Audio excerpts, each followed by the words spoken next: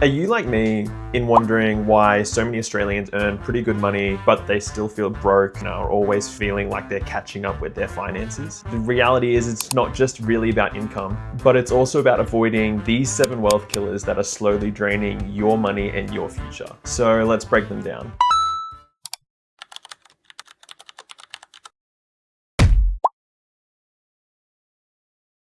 And with number 1, I'm going to start out with buying a car. I know it's hard in Australia. In a lot of places, like where I live, there's not very good public transport. So a car is a necessity for a lot of Australians, but just hear me out and listen to a couple of these numbers. In Australia, like everywhere else in the world, as soon as you drive a new car off the lot or out of the dealership, it loses about 10 to 15% of its value instantly. And then with the 3 years to follow after that, it shows that cars lose about 30 to 40% more of their initial value. And remember, that's the money that you have paid to the dealership and maybe even be indebted to a bank for. For example, if you bought a new SUV for $50,000 and you go to try sell that 3 years later, it may only fetch about 30 grand. That's a 20 grand loss and you don't really have anything to show for it. Remember, cars are consumable, depreciating assets. They're not an appreciating asset. Unlike property and shares, they rarely, if ever, go up in value, only in some circumstances when maybe it's a rare collector's item. But for the everyday Aussie like you and me, our cars will only ever depreciate in value. And it's not just about the purchasing price either. According to recent RACQ data, the average annual running cost of a car here in Australia can be upwards of $10,000. That's insurance and rego. That's the fuel you use getting from point A to B. That's servicing and repairs every single year. And this figure also does include the annual depreciation of the car, which is usually the biggest cost, especially on new cars. If you're a 2-car household, like many Australians are, you could easily be looking at $20,000 per year just sunk into your vehicles here in Australia. And all of these expenses are not even taking into account people who actually finance their new cars. Most Australians don't buy their cars outright, they finance. And finance loans for cars here in Australia usually run you at about 6% to 12% interest. So that $40,000 car that you recently bought, once it's financed, could run you anywhere from $50,000 to $60,000 depending on how fast you pay your car off. Dealers also push balloon payments and paint protection and gap insurance and extended warranties, all of which fatten up the true cost of your vehicle. So let's say instead of you buying that $50,000 SUV, you spend $20,000 buying a more modest, reliable car and instead invest that 30 grand in the ASX 300 index fund.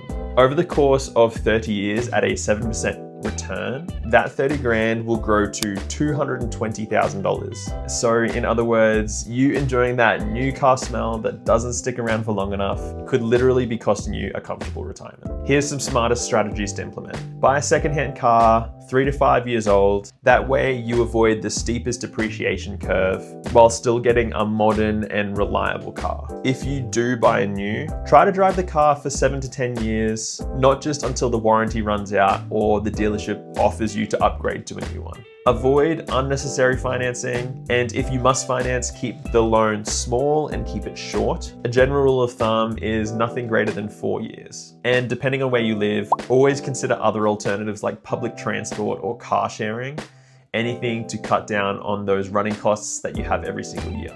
In Australia, cars can be one of our biggest money pits. The average household in Australia spends more on their car than they actually do on food. And most of that money is lost through depreciation, fuel, and insurance. And unless you're careful, that shiny new car with that new car smell could be the reason why you retire with hundreds of thousands of dollars less. And that brings me to the second wealth killer, which is getting divorced. Divorce in Australia isn't just about splitting up, it's about splitting up everything that you own. The average cost of divorce can run you from $5,000 to $20,000 just in legal fees alone. And that's completely dependent on if the split is amicable and all the decisions are made quickly. If the case goes to family court and becomes drawn out, legal costs can climb to beyond $50,000 in some cases. The family court here in Australia usually starts with the assumption of a 50-50 split, although contributions to assets and the needs of both parties are assessed quite thoroughly. This means superannuation, savings, property, and even businesses can be all divided and make things really messy. In practice, and history shows us that this can wipe out decades of wealth building for both parties. And in many cases, assets are forced to be sold to settle the split, and this often happens at the wrong time. For most Australians, their home is their biggest asset and the biggest investment that they have in their life. And for property, divorce often means either one party buys out the other party, therefore taking on a very expensive loan just with a single income, or the house is sold and the money is split, and then both parties have to start all over again in a much more expensive housing market. Either way, people often end up with a lower housing security and higher debt loads post-divorce. Child support and spousal maintenance can create long-term financial commitments. The Services Australia Child Support Calculator shows us that many individuals pay thousands of dollars a month to their child until they turn 18. This obviously significantly reduces the ability to save. I forgot to turn my lighting on. So as I was saying, it significantly reduces that individual's ability to save. Therefore, it's harder to invest and even just cover everyday expenses. So beyond money, divorce means also putting any wealth building on hold, as studies show that divorced Australians retire with lower supers, lower savings, and are far less financially secure compared to those who have stayed partnered. Smarter strategies to implement here is to be really financially transparent with your partner. Joint planning of your financial future and really strong communication can really reduce the amount of disputes that you have over money. Unfortunately, sometimes marriages don't work out, and this sort of thing happens no matter what you do. My advice here is mediation over litigation, which basically means if you can settle these splits and the splitting of assets outside of court, it can save you tens of thousands of dollars. In Australia, divorce is not only an emotional upheaval, but it can turn your financial life and your financial journey upside down, and it can be years before you financially recover and are able to start building your wealth again. Between legal fees, splitting all your assets, higher mortgages, possible ongoing support payments, divorces can be the most expensive decision you make in your life. And always remember, prevention is the best protection. So have really strong, open communication about your finances with your partner, because financial compatibility with someone is becoming increasingly more important for a strong and enduring relationship. Now, let's talk about credit cards. Credit cards have their uses if used responsibly, but if not used responsibly, they can be silently draining your wealth behind your back. The average credit card interest rate in Australia is 19 to 22%. So if you carry a credit card debt of $5,000 and you only make the minimum repayments every month to pay it off, it can take over 20 years for you to pay that $5,000 off. And over the course of 20 years, you would have paid an extra $9,000 in interest. And as of 2024, so last year's data, there are 12.5 million active credit cards here in Australia. And all of those cards combined have accrued Australians about $18 billion in debt. Kind of in the same stream of this is the buy now, pay later schemes, which has exploded in Australia over the last 5 to 7 years. Things like Afterpay, ZipPay, and Kalana. The problem with these is the late fees, don't get me wrong, but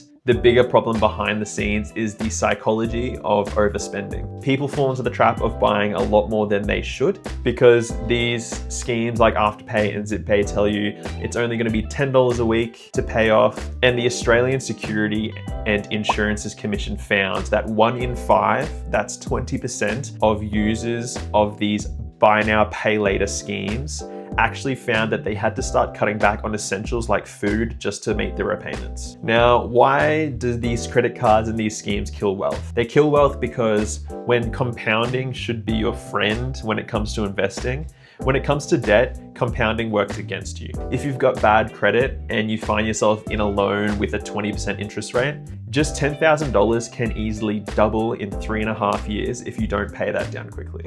And every one of those dollars that go to interest because you bought something on a loan are all dollars that could have been invested and could have been compounding for you for all this time. So the smarter strategies here is really just to avoid credit cards and avoid buy now, pay later schemes unless you have the money to pay it off right there and then. And if you do find yourself with debt like this, the best thing to do financially for yourself is to pay off these high interest loans first before you start investing. Because the amount that you lose on a 20% interest loan compared to the amount that you would gain on a 7% return investing in a stock market shows you that you would actually save a lot more money by paying off your debt first. If you find yourself with lots of different types of debt, pay off the small loans first where you owe small amounts of money so that you can get rid of them quickly. Debt consolidation is also something that you should consider. So pooling all of the money that you owe maybe into your mortgage at a lower interest rate can save you thousands in the long run.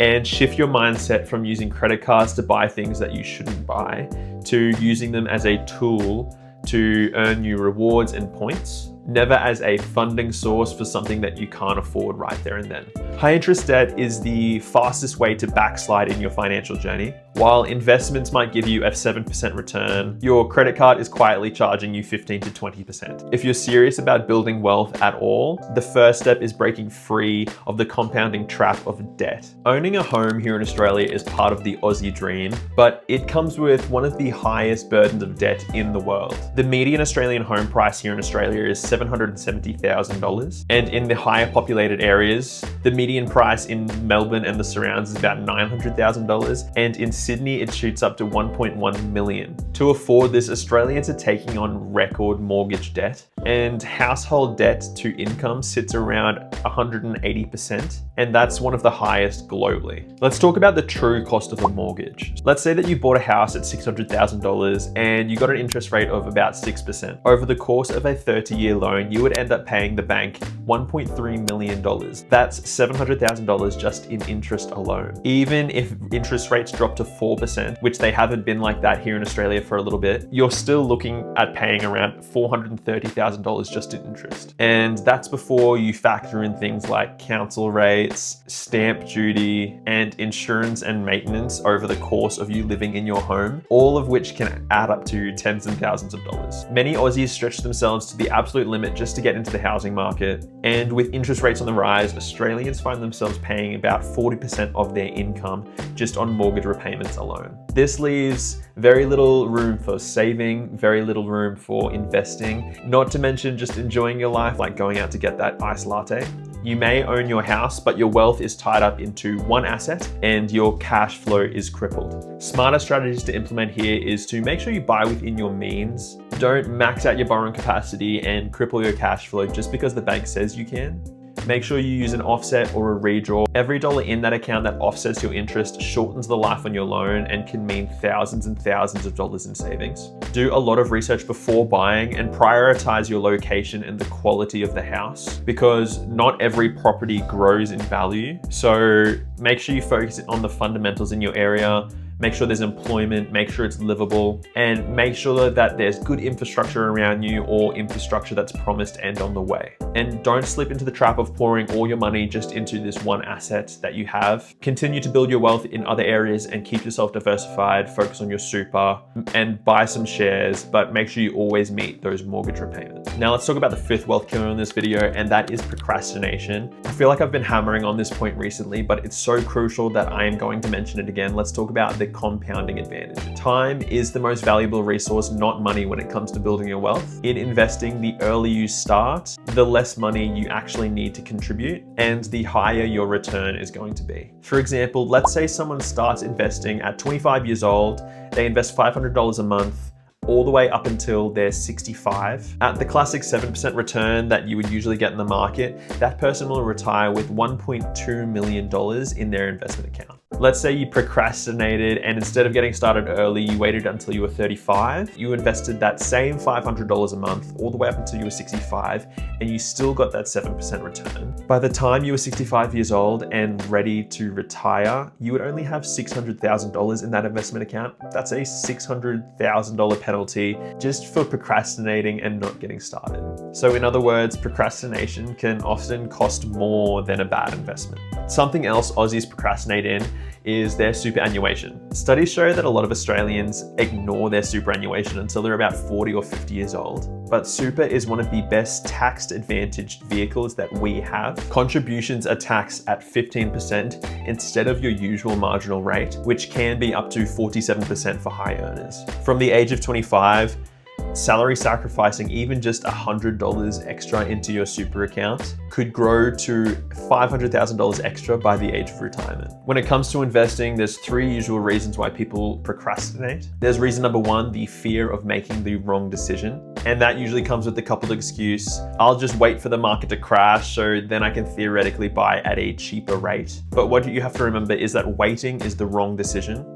And you could be waiting years for the market to properly crash. And by then you would have missed out on all of the investment gains you could have made in those years. Reason number 2 is analysis paralysis, or the fact there are too many options so people don't make a decision so nothing gets done. Why this should be a non-factor for you is that the stock market has made it very easy for you to the point where you don't have to decide on which company to invest in. Simply buying an ETF allows you to get a small pie of hundreds of different companies. Therefore, you can just automate your investing and set and forget, and at least you're in the market and you can rest easy. And the third reason is the comfort in the short term. I'll spend money now and worry about savings and worry about investing later. You don't need a lot of money to start investing, and in fact, the money that you invest is not the biggest factor, time is. So simply scrape a few dollars together, put it in the market, and your future self will thank you. In Australia, procrastination quietly robs people of their financial future. The cost of waiting isn't just measured in dollars today, it's measured in hundreds of thousands of dollars that you'll be missing out on tomorrow. The best time to start investing was yesterday, but the second best time is today. The saying goes, there are 2 certainties in life, death and taxes. I don't really want to talk about death, it sounds pretty morbid, so let's talk about the Australian tax system. Australia runs a progressive tax system, which means the more that you earn, the more taxes you pay. I'll put the current tax rates up on the screen here, but they start from $0 to $18,200. You pay 0 tax, so that's nothing to the government. From $18,201 to $45,000, you pay 19%. From $45,000 to $135,000, you pay 30%. From $135,000 to $190,000, you pay 37%. And anything over that, you pay 45%. Now, on top of that, most Australians also pay the 2% Medicare levy. So that pushes your top tax rate to about 47%, which that means at the top end, almost half of every dollar is going to the ATO. Many Australians just accept their tax bill without looking at any ways to reduce it. For someone earning anywhere over $100,000, failure to optimize your tax bill could mean giving away anywhere from $5,000 to $10,000 extra that you didn't need to. Over a 30-year career, that can add up to $300,000, all of which could have been invested and compounding and earning you money. So keep an eye on the deductions that you can make. And if you don't want to do it all yourself, you don't have to. Go see an accountant. My wife and I have been seeing an accountant for the past 3 years. And although it comes with a fee for our accountant to do our taxes every year, a good accountant will always save you more money than you spend. Just to give you a rough estimate, if you haven't been to an accountant before, my wife and I pay about $150 a year. Our accountant each year has saved us thousands of dollars in tax. In Australia, tax can often be your biggest expense. It can be bigger than housing, bigger than food, transport, and without a plan, you could be giving away tens of hundreds of thousands of dollars over the course of your career. So either get a tax strategy or pay someone to do it for you. And this brings us to our final wealth killer, lifestyle inflation. As incomes rise, Australians often spend more instead of saving more. Bigger paychecks often means bigger houses, nicer cars, more holidays, and getting takeout more often. According to ABS data, the average household spends around $1,500 per week on non-essentials. This is a huge chunk just on discretionary spending like takeaway, subscriptions, and travel. The more you earn, the more normal it feels to upgrade your life, but therefore the gap between the amount of money you're bringing in and the amount of money that's going out doesn't widen. Therefore, you've got no more money to increase your savings, you've got no more money to invest. Getting a new car every 5 years instead of every 10 years could run you up an extra $200,000 over the course of your lifetime when you factor in interest payments and depreciation. Dining out twice a week, if that costs you $100 each time, that comes to $10,000 a year. If that was invested with a return of 7% over 30 years, that's nearly $1 million lost. That's nearly $1 million lost that you could be using to enjoy your life in your retirement. Even just small lifestyle upgrades like upgrading your phone when you don't really need to, buying clothes that you don't even have room in your closet for, and keeping up with all your mates' spending can all add up to hundreds of thousands of dollars over decades. So finally, some strategies to implement here is to find a lifestyle that is below your means and lock into it. When your income inevitably rises as you get older, keep living life like you did before and invest the difference. A huge thing is to automate your investing so you don't have to think about it anymore. Direct a part of your pay rise into your super, into ETFs, into paying off your mortgage before it hits your spending account. All of these things can add up to hundreds and thousands of dollars in return or hundreds and thousands of dollars in interest savings. Take stock of your financial life and do value-based spending. Get rid of things that don't bring you value to your life, like subscriptions that you haven't thought about for a while and impulse buys that you've put no thought into. Spend more intentionally on what matters in life and don't throw your money down the drain. Don't get shaken by those around you. Compare yourself to your future self, not your neighbor. The real flex is achieving financial freedom, not revving your BMW that you have on a lease. Probably the sneakiest of all wealth killers is lifestyle inflation here in Australia, because that pay rise just entices you to spend more. But just keep thinking about that gap between the money that's coming in and the money that's going out. The wider that gets and the more money you invest and the more money you save, the faster you'll have the money to buy your freedom. And that brings us to the end of the video. If you enjoyed this one, please smash the like button for me and hit subscribe and turn on that notification bell so you never miss a new upload. And tell me down in the comments what wealth killer is affecting you the most and what actions are you going to take to knock it out of the park and get one step closer to financial freedom. Hey guys, if you enjoyed that video, you should click here. No, because YouTube thinks you'll like this video. You should click it.